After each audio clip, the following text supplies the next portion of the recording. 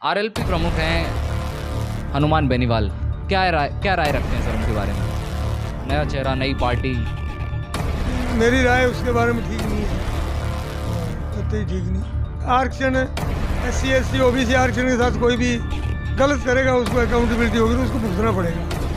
और कांग्रेस की हमारी 39 थी, वो पिछले 3 बारी बनी, उसको घटा करके पिछली बार 30 ले आए। बीजेपी से इस बार कैसी उम्मीद है? बढ़ेगी सीटें इस बार भी? पक्की बढ़ेगी। डोटासरा कांग्रेस का बड़ा नेता था लेकिन था, अब डोटासरा भी उसी चुंगल में फंस गया। नमस्कार, राजस्थान हेराल्ड देख रहे हैं आप। आपके साथ मैं हूं दिव्यांशु राठौर और इस इंटरव्यूज की खास सीरीज में आज हमारे साथ एक खास शख्सियत हैं जिन्होंने जाट समाज के लिए नहीं बल्कि अलग अलग समाज के लोगों के लिए, साथ ही राजस्थान के लोगों के लिए और राजस्थान के बाहर के लोगों के लिए भी, और साथ ही साथ सटीक जवाब के लिए भी वो जाने जाते हैं, अपनी वाक्पटुता के लिए भी वो जाने जाते हैं। जी हाँ, हमारे साथ इस वक्त हैं राजस्थान जाट महाकुंभ के अध्यक्ष हैं ये, और साथ ही साथ इनके लिए मैं पहचान के लिए तो ये मोहताज है ही नहीं, क्योंकि इनके साथ बातचीत से ही आप इस बात को बहुत ही अच्छे से समझ जाएंगे। बहुत बहुत स्वागत है सर, राजाराम मील सर, बहुत बहुत स्वागत है आपका। धन्यवाद सर, हम आज बिल्कुल सीधे सीधे बात करेंगे, और आप तो वैसे भी फेमस हैं इस चीज़ के लिए कि जिस तरह से आप जवाब देते हैं, बहुत ही इंटेलेक्चुअली आपके जवाब होते हैं। और सबसे पहले शुक्रिया समय देने के लिए हमें। मार्च में सर जाट महाकुंभ का आयोजन किया गया था, और उस समय लोगों का कैसा रेस्पॉन्स रहा? किन किन चीज़ों पर विशेष इंपॉर्टेंस वहां पर दी गई सर? नहीं, लोग तो हमारे समाज के लोग तो सब आए, सब लोग ज़ोर शोर से आए, ताकत लगा के आए और खूब आए, मतलब करीब 3 लाख लोग आए। हमारी मांग थी, उसमें मेन मुद्दा था कि जातिगत जनगणना और OBC SC ST OBC का जो हक है वो उनको मिले। मेन मुद्दा ये था हमारा। और उसमें से सरकार ने अब घोषणा पत्र में कह रहे हैं हम जातिगत गणना डाल रहे हैं, बाकी कोई दम नहीं है कि ये लटकाने में विश्वास रखते हैं, करते मेरे को दिखे नहीं। तो लोगों में जोश था, ताकत लगाई पूरी। हमने ये कहा कि भाई हमारी सबसे बड़ा जाट समाज है, 20% से ऊपर है, तो इसमें 40 टिकटें दोनों पार्टियां देवे। ये हमारी सोच और थी, हमने जो कहा। और अब देखते हैं इनका रिजल्ट आ रहा है, क्या करते हैं, कैसे करते हैं। कांग्रेस की तरफ से पहले भी हमारे को पिछली बार इन्होंने हमारी 6 टिकटें काट दी थी, 36 के बजाय 30 करी। अब की बार हमने इनको आगाह किया है कि हमारी 36 पूरी नहीं करेंगे तो फिर जाट समाज जो है वो निर्णय आपके हिसाब से लेगा। 28 तारीख की हमारी मीटिंग है जयपुर में, तो उस दिन सब सोच समझ के विचार करके कौन सी पार्टी क्या कर रही है, कैसे कर रही है। ये 5 साल राज जो चला है, इसमें SC ST OBC का आरक्षण को बहुत नुकसान हुआ है। इन्होंने पूरी सीटें नहीं दी, जितनी सर्विसें आई, जितनी नौकरी आई, सब कोर्टों में गई। एक भी बगैर कोर्ट के सर्विस सिरे नहीं चढ़ी।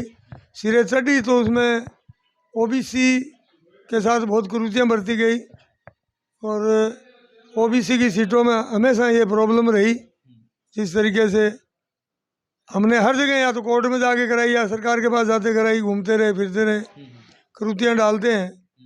तो हम उसका भी 28 तारीख को बात करेंगे कि आज तक क्या क्या इन्होंने जो भर्तियों के अंदर क्या क्या दिक्कतें खड़ी करी।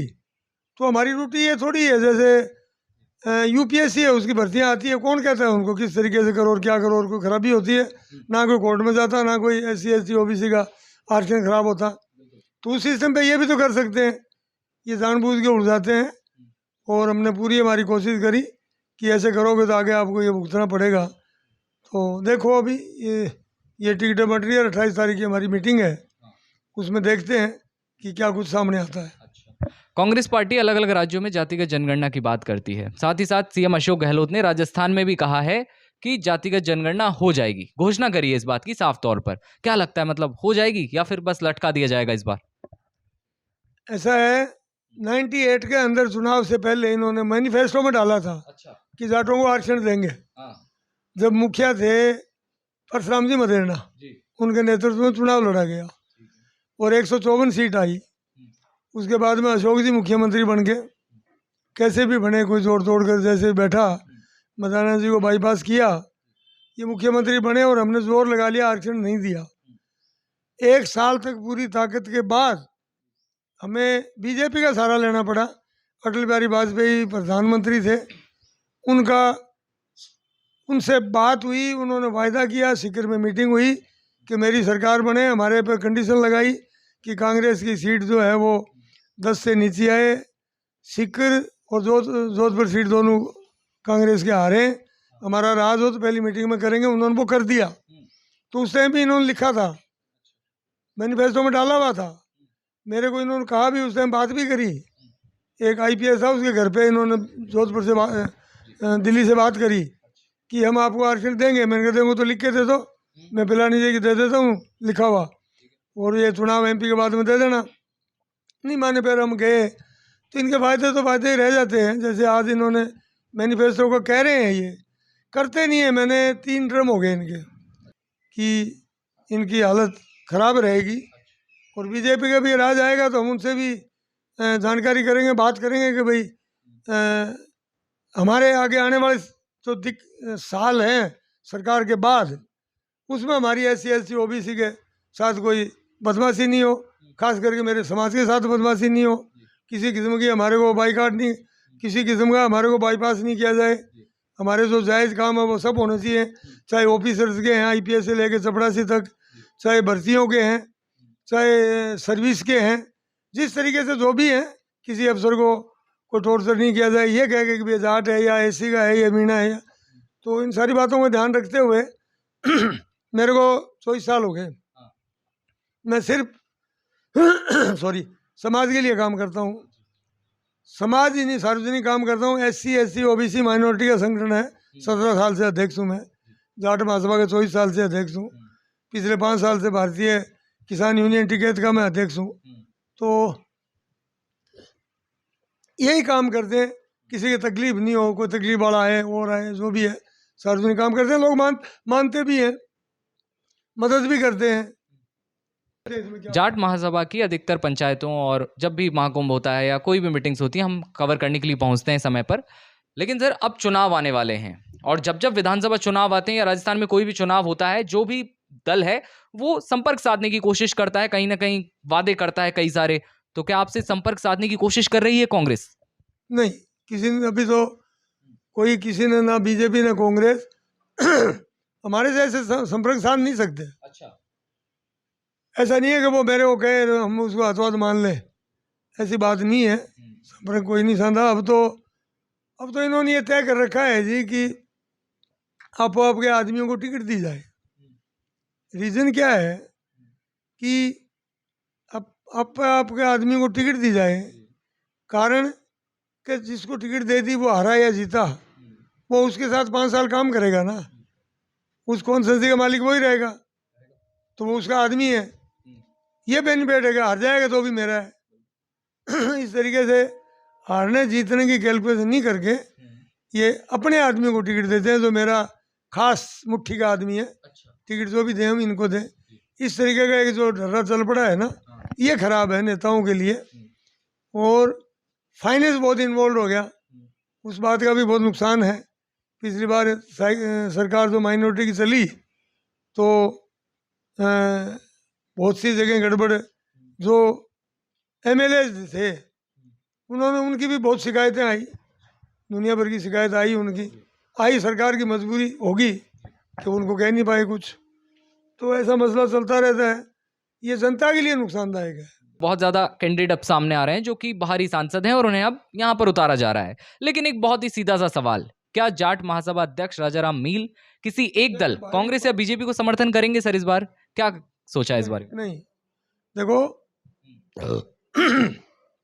हम कोई कांग्रेस बीजेपी का समर्थन नहीं करेंगे।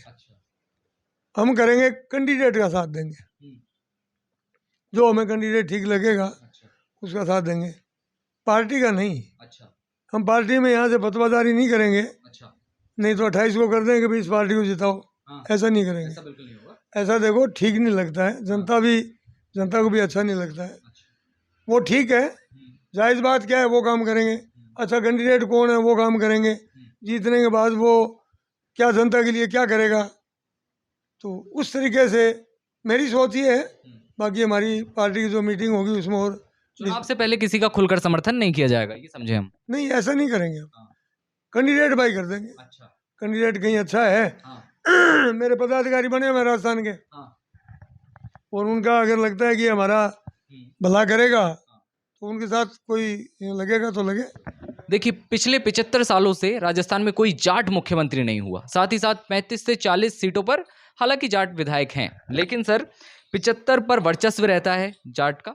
साथ ही साथ अब इन सीटों पर मुख्यमंत्री बनने को लेकर क्या कहेंगे सर? विधायक तो भाई 35 से 40 रहे हैं, अब मुख्यमंत्री कैसे पद मिलेगा? भाई मेरी तो मांग है हाँ। दोनों ही पार्टियों से जी।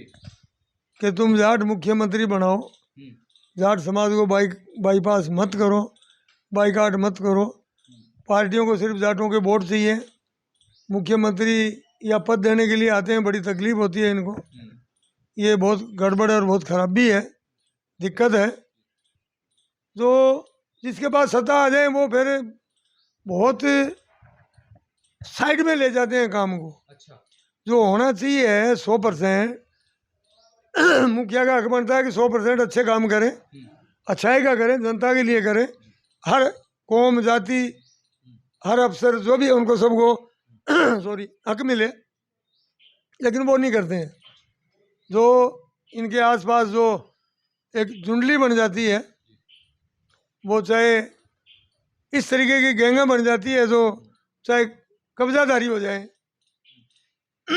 वहाँ तक लिंक जोड़ लेते हैं और लोगों को परेशान करते हैं। और इसी तरीके से उनको जो मुखिया है उनको वो बात सामने दिखने नहीं देते हैं, और उनको मालूम ही नहीं पड़े कि क्या काम हो रहा है, कैसे हो रहा है। तो सही रिजल्ट और सही काम पर नहीं पहुंच पाते हैं। आरएलपी प्रमुख हैं हनुमान बेनीवाल, क्या राय रखते हैं सर उनके बारे में? एक नया चेहरा, नई पार्टी।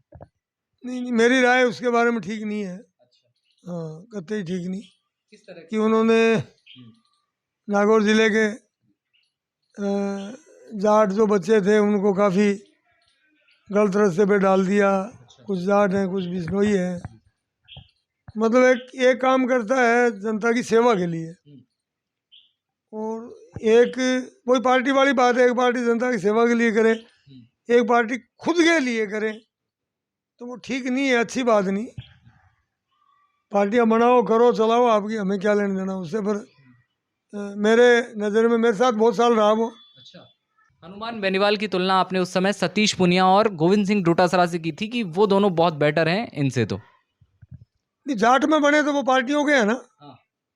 सतीश पुनिया बीजेपी का बड़ा नेता है, डोटासरा कांग्रेस का बड़ा नेता था, लेकिन था।